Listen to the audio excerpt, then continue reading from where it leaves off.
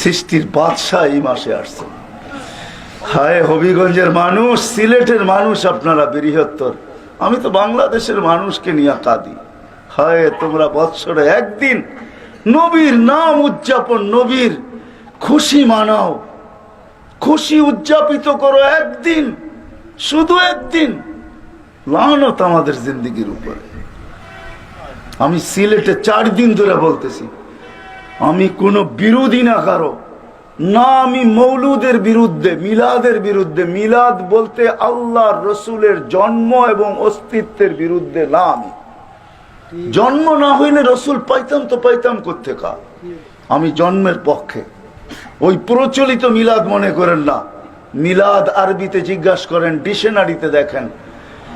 যুবকদেরকে বলতেছি, মিলাদ লেখা ইংলিশে সার্চ দাও, তর্জমা করো। প্রত্যেকটা অ্যান্ড্রয়েড সেটে এই সফটওয়্যার আছে, তুমি তর্জমা করতে পারো, শব্দকে স্থানান্তর করতে পারো। মিলাদ লেখো, ইংলিশে স্থানান্তর করো, দেখো আমারটাই ইংলিশে আসবে। জন্ম, অস্তিত্ব, এটার বিরুদ্ধে না আমি, খুশিরও বিরুদ্ধে না আমি। আমি খুশির পক্ষে। আল্লাহর রসুল দুনিয়ায় আসছে, এর চেয়ে বড় খুশি কি হবে? সমগ্র সৃষ্টি যদি ওই দিন খুশি মানাইতে পারে, আমি কেন পারবো না? যেদিন আসছিলেন ওই দিন সমগ্র সৃষ্টি খুশি ছিল না? ছিল না? বলো গোলামা, খুশি ছিল না? না ছিল? সমগ্র সৃষ্টি খুশি ছিল।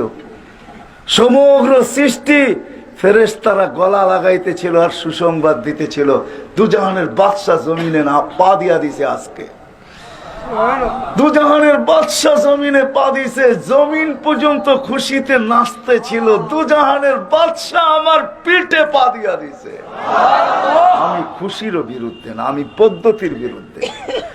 একদিন শুধু চিল্লানো, স্লোগান দেওয়া উচিত ছিল। পুরা মাস নবীর সুরত বয়ান করা, নবীর সিরত বয়ান করা, নবীর শান বয়ান করা, নবী কেন আসছেন এটা বয়ান করা, নবী করছেন কি আমাদের জন্য এটা বয়ান করা, করতেছেন কি এটা বয়ান করা। ও হবিগঞ্জের মানুষ এখনো আমাদের জন্য কবরে বসে চোখের পানি চড়ায়। জিজ্ঞাসা করেন ওলামাদেরকে, এইখানেও আছে, জিজ্ঞাসা করেন হবিগঞ্জি রহমতুল্লাহ আলাইকে কোত্থেকে আমি আনবো কবর থেকে উঠায়া।